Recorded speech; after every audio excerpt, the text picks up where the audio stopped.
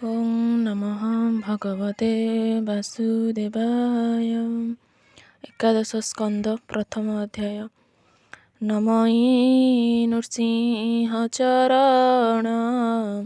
अनादि परम कारण नीलजीमुत कळेबर देवमानवे अगोचर माया संसारे जार खेला जानाम भव जले भेला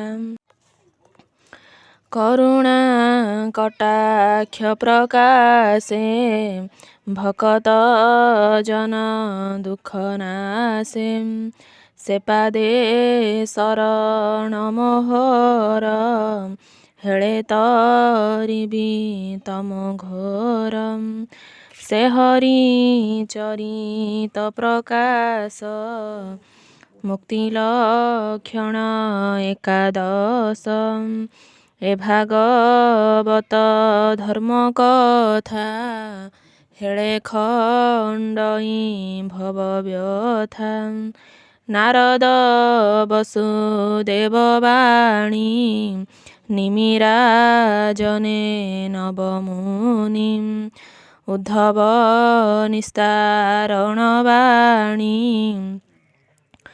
ଯାହା କହିଲେ ଚକ୍ରପାଣି ସେ କଥା ପ୍ରାକୃତେ ପ୍ରକାଶ ଆରମ୍ଭେ ଜଗନ୍ନାଥ ଦାସ ବ୍ୟାସନନ୍ଦନ ମୁଖୁ ଶୁଣି ନିର୍ମଳ ଭାଗବତ ବାଣୀ ସାଧୁ ସଙ୍ଗମେ ଗଙ୍ଗା ତୀରେ ସୁକଚରଣ ଧରି करे ଆନନ୍ଦେ କରି ଅଶ୍ରୁପାତ ବୋଇଲେ ଅଭିମନ୍ୟୁ ସୁତ ପରୀକ୍ଷିତ ଉବାଚ ଭୋମୁନି ନମେ ତୋପୟରେ ମୋତେ ଉଦ୍ଧର ଏ ସଂସାରେ କହ ଶ୍ରୀକୃଷ୍ଣ ଗୁଣମାନ ପୁଣି କି କଲେ ଭଗବାନ ଶୁକ ଉବାଚ କହନ୍ତି ବ୍ୟାସଙ୍କ ତନୁଜ ଶୁଣ ପରୀକ୍ଷ ମହାରାଜ ଦେବଙ୍କ ବ୍ୟାକୁଳେ ମୁରାରି ଅବନି ତଳେ ଅବତରି ଅଂଶେ ମନୁଷ୍ୟ ରୂପ ଧରି ଯାଦବ ତୁଲେ ରାମ ହରି ଦୁଷ୍ଟ ଦନୁଜ ଗଣ ମାରି ଅବନି ଭାର ହେଳେ ହରି କୁରୁ ପାଣ୍ଡବ ମଧ୍ୟେ ହରି ମାୟା କନ୍ଦଳେ ଭେଦ କରି କପଟ ପଶା ବନବାସ ଆକର୍ଷି ଦ୍ରୌପଦୀର କେଶ ଭୀମକୁ ବିଷ ଲଡୁ ଦେଇ ଯତୁର ଘରେ ଅଗ୍ନି ଦାହି ଏ ଆଦି ଯେତେ କଷ୍ଟମାନ ପାଣ୍ଡବେ ଦେଲା ଦୁର୍ଯ୍ୟୋଧନ ସେ ଅପମାନେ କ୍ରୋଧ ବହି ସଙ୍ଗତେ ଘେନି ପାଞ୍ଚ ଭାଇ ନିମିତ କରି ତାଙ୍କୁ ହରି ଅନେକ ଐକ୍ୟହୀନ ମାରି ଭାରାନି ବାରି ଭଗବାନ ଅନ୍ତେ ଚଳିଲେ ନିଜ ସ୍ଥାନ ଯାଦବ କୃଷ୍ଣ ଭୁଜ ବଳେ ଅଜେୟ ଏ ମହିମଣ୍ଡଳେ ତାହାଙ୍କୁ ସଙ୍ଗେ ଘେନି କରି ଦୁଷ୍ଟ ରାଜାଙ୍କ ପ୍ରାଣ ହରି ମନରେ କରନ୍ତି ବିଚାର ଯାବତ ଅଛନ୍ତି ଯଦୁବୀର ତାବତ ପୃଥିବୀର ଭାର ଉଶ୍ୱାସ କାହିଁ ଅଛି ଆର। ଦେବତା ଆଦି ନାଗନର ଏଣେ ନୁହନ୍ତି ସଂହାର। ମୋର ବିଭବ ମୋର ହସ୍ତେ ନାସିବା ନୁହଁ ଉଚିତେ। କଳି ଭିଆଇ ନିଜ ବଂଶେ ସଂହାରି ବିଶ୍ରମୀ ବିଶେଷେ। ବହୁ ଅନଳ ଜାତ ହୋଇ ଜେନେଲି ଭଇ ବନ ଦହି। ଶୁଣ ରାଜନ ପରୀକ୍ଷିତ ହେମନ୍ତ ବିଚାରି ଅଚ୍ୟୁତ। ନିମିତ ବିପ୍ର ଶାପ କରି କନ୍ଦଳେ ନିଜ ବଂଶ ମାରି। ଲାବଣ୍ୟ ରୂପେ ଜନମୋହି ପ୍ରାଣୀ ନୟନେ ସୁଖ ଦେଇ। ସେ ରୂପ କରି ଅନ୍ତର୍ଧ୍ୟାନ ହରିଲେ ପ୍ରାଣୀଙ୍କର ମନ। କୃଷ୍ଣ କୋମଳ ମଞ୍ଜୁବାଣୀ ଯେ ଅବା କର୍ଣ୍ଣେ ଥିଲେ ଶୁଣି। ତେଣେ ତାହାଙ୍କ ମନ ହରି ଅନ୍ତର ହୋଇଲେ ମୁରାରି। କୃଷ୍ଣର ପାଦ ପଦ୍ମ ଚିହ୍ନ ସୁନ୍ଦର ମନ୍ଥର ଗମନ। ସେ ପାଦ ପଦ୍ମେ ଦେଇ ମନ ଯେ ଅବା ଦେଖିଥିଲେ ଜନ।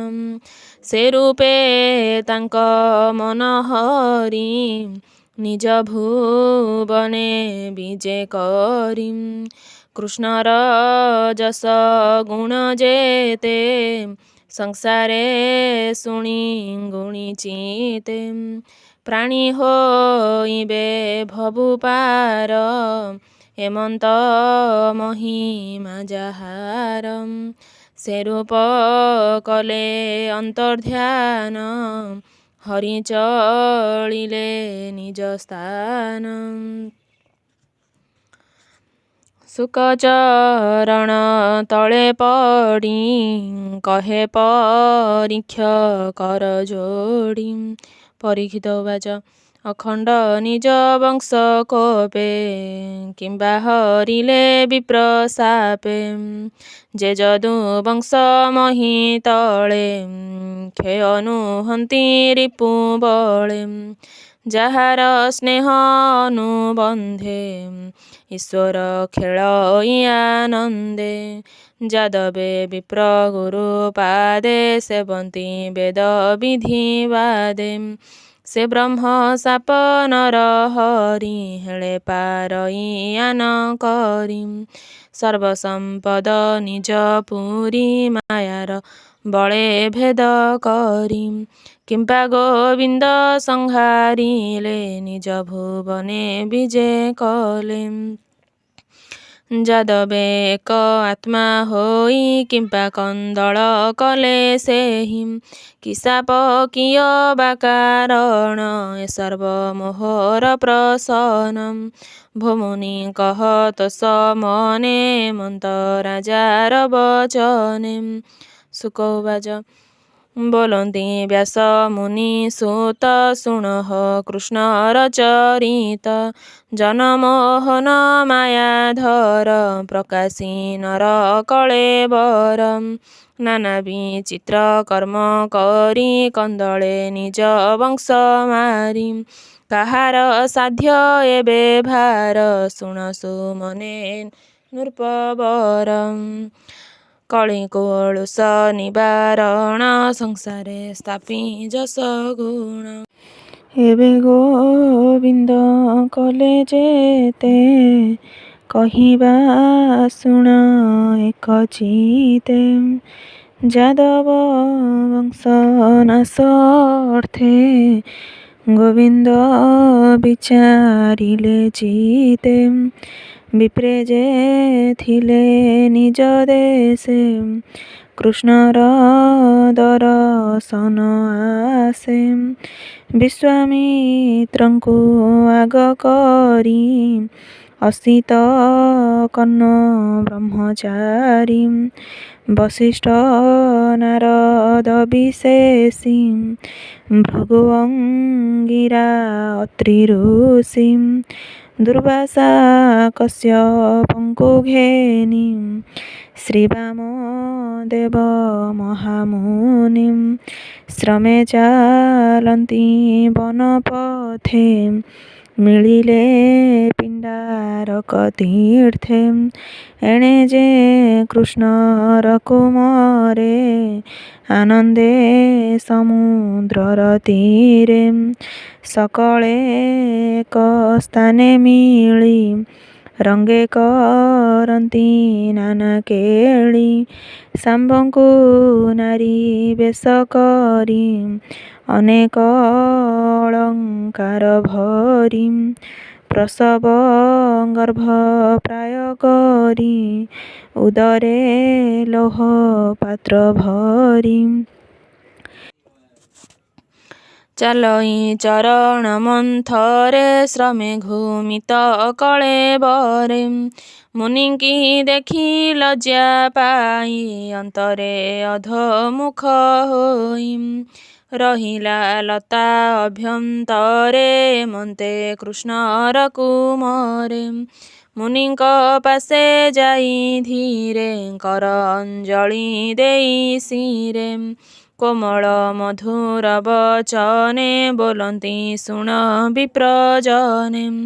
ଯାଦବ କୁଳ ବଧୂ ଏହି ଅନେକ ଦିନୁ ଗର୍ଭ ବହି ପ୍ରସବ ନୋହେ କି କାରଣେ ପୁଛିଲୁ ତୁମ୍ଭର ଚରଣେ। ଚଳି ନ ପାରେ ଶ୍ରମ ଭାଗେ ଲାଜେ ନ କହେ ତୁମ୍ଭ ଆଗେ।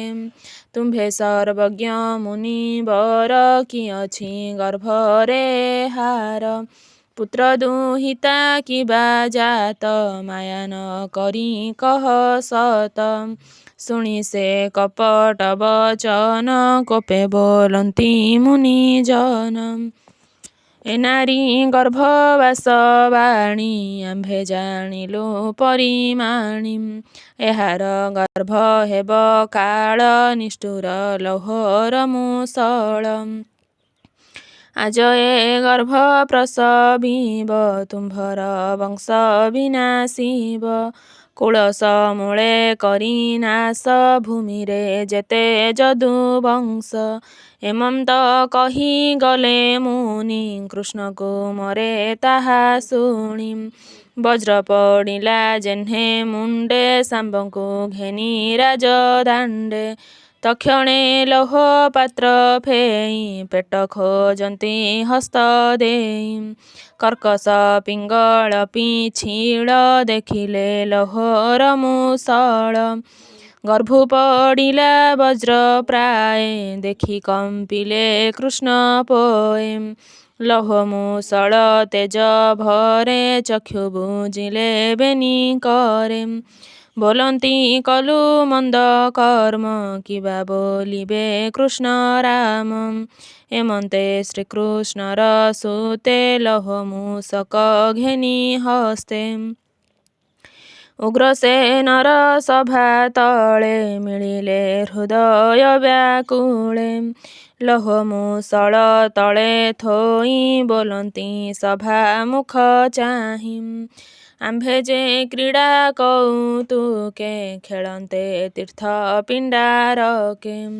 ଶାମ୍ବଙ୍କୁ ନାରୀ ବେଶ କରି ଉଦରେ ଲୌହ ପାତ୍ର ଭରି। ମୁନିଙ୍କି ପଚାରିଲୁ ଭାବେ ଗର୍ଭ ପ୍ରସବ ପ୍ରସ୍ତାବେ। ଶୁଣି କୋପିଲେ ମୁନି ଜନେ ବନ ଗହନ ପଥ ଶ୍ରମେ। ବୋଇଲେ ଗର୍ଭେ ଅଛି କାଳ ନିଷ୍ଠୁର ଲୌହର ମୂଷଳ। ଭୂମିରେ ଯଦୁବଂଶ ଯେତେ ଲୌହେ ମରିବେ ସମସ୍ତେ। ନିର୍ମଳ କରି ଯଦୁକୁଳ ଏ ଜାତ ଲୌହର ମୂଷଳ। ତକ୍ଷଣେ ଗର୍ଭ ତକ୍ଷଣେ ଗର୍ଭ ଫେଇ ଦେଖି ଭୟେ ବୁଜିଲୁ ବେନି ଆଖି। ଏମନ୍ତେ କହି ସଭା ମଧ୍ୟେ କୁମରେ ବସିଲେ ବିଷାଦେ। ଶୁଣି ସକଳ ଗୁରୁଜନେ କହଇ ଦୁଃଖଦ ବଦନେ। ନିଷ୍ଠୁର ବ୍ରହ୍ମ କୋପାନଳ ଦହଇ ଭୁବନ ମଣ୍ଡଳ। ଅନ୍ୟଥା କେତାହା କରିବ ବ୍ରହ୍ମା ଶଙ୍କର ବାସୁଦେବ। ଶୁଣି ବିଷାଦ ସଭାଜନ ବଦନୁ ନ ସ୍ଫୁରେ ବଚନ। ତା ଦେଖି ରାଜା ଉଗ୍ରେସନ ଭୃତ୍ୟଙ୍କୁ ବୋଲନ୍ତି ବଚନ। ଏଲୋହ ଗିରି ଶିଖେ ନେଇ ଘସ ସମୁଦ୍ର ଜଳ ଦେଇ। ନିଃଶେଷ କରି ଲୌହ ଘସ ଯେମନ୍ତେ ନ ରହଇ ଶେଷ। ତକ୍ଷଣେ ରାଜା ଆଜ୍ଞା ପାଇ ମୁଷଳ ଘେନି ବେଗେ ଯାଇ। ପର୍ବତେ ସମୁଦ୍ରର ଜଳେ ଲୌହ ଘସିଲେ ଭୁଜ ବଳେ। ଘସନ୍ତେ ଲୌହ ଚୂର୍ଣ୍ଣ ଶିଳେ ପଡ଼ଇ ସମୁଦ୍ର ଉଲ୍ଲୋଳେ। ଅନେକ ଦିନ ଘଷି ରୋଷେ ଅଳପ ରହେ ଅବଶେଷେ। ଅଙ୍ଗୁଳି ଛିଡ଼ି ଘର ସଣେ ନିଷ୍ଠୁରେ ନିଃଶେଷ କରଣେ। ନ ପାରି ପକାଇଲେ ଜଳେ ଘୋର ଗଭୀର ମୀନ ମେଳେ। ଲୌହ ପଡ଼ନ୍ତେ ଘୋର ପାଣି ଆହାର ପ୍ରାୟ ତାହା ମଣି। ମୀନ ଗିଳିଲା ଅତି ବେଗେ ସେ ମୀନ ମତ୍ସ୍ୟଗଣ ସଙ୍ଗେ। ଚରନ୍ତେ ସମୁଦ୍ରର ଜଳେ ଜାଲେ ପଡ଼ିଲା ରାତ୍ର କାଳେ। ଧିବରେ ମୀନ ନେଇ ଏକା ଜାରାସବରେ ଦେଲା ଦେଖା। ମୀନ କାଟନ୍ତେ ତାର ଘରେ ଲୌହ ଦେଖିଲା ତା ଉଦରେ। କର୍କଶ ପିଙ୍ଗଳ ପ୍ରଚଣ୍ଡ ଜଳଇ ଯେହ୍ନେ ମାରତଣ୍ଡ। ଦେଖି ଶବର ତୋଷ ହୋଇ ନାରାଜ ଫଳ କଲା ନେଇ। ବାଣର ମୁନେ ତୀକ୍ଷ୍ଣ ଫଳ ତେଜେ କି ଗଞ୍ଜଇ ଅନଳ। ଯେ ଲୌହ ଚୂର୍ଣ୍ଣ ପଡ଼ି ଜଳେ ଭାସିଲା ସମୁଦ୍ର ଉଲ୍ଲୋଳେ। ତୀରେ ଲାଗନ୍ତେ ଲୌହ ଚୂର୍ଣ୍ଣ ଜନ୍ମିଲା ଏରକାର ବନ। ତୀକ୍ଷ୍ଣ ତ୍ରିଶିର ଶେଷ ଭାବେ ଯେଣେ ଯାଦବେ ନାଶ ଯିବେ। ସେ କାଳ ରୂପୀ ଭଗବାନ ଜାଣଇ ସକଳ ବିଧାନ। ଖେଳଇ ମାୟାମୟ କଳ୍ପେ ସେ ପ୍ରଭୁ ଡରେ ବ୍ରହ୍ମ ଶାପେ। କୁଳ ବିନାଶ ହେତୁ କରି ଅବନୀ ଭାରା ହେଳେ ହରି। ନିଜ ଭୁବନେ ଅବଧାନ ନିର୍ଲେପେ ପ୍ରଭୁ ଭଗବାନ। ବୋଲଇ ଦାସ ଜଗନ୍ନାଥ ଶ୍ରୀ ଏକାଦଶ ଭାଗବତ। ଜାହ୍ନବୀ ତୀରେ ରାଜା ଆଗେ ଶୁକ କହିଲେ ସାଧୁ ସଙ୍ଗେ। ପୁରାଣ ଭାଗବତ ବାଣୀ ସୁଜନେ ତର ଏହା ଶୁଣି। ଇତି ଶ୍ରୀମଦ୍ଭାଗବତେ ମହାପୁରାଣେ ପାରମହଂସ୍ୟାଂ ସଂହିତାୟାଂ ଏକାଦଶ ସ୍କନ୍ଧେ ପ୍ରଥମ ଅଧ୍ୟାୟ।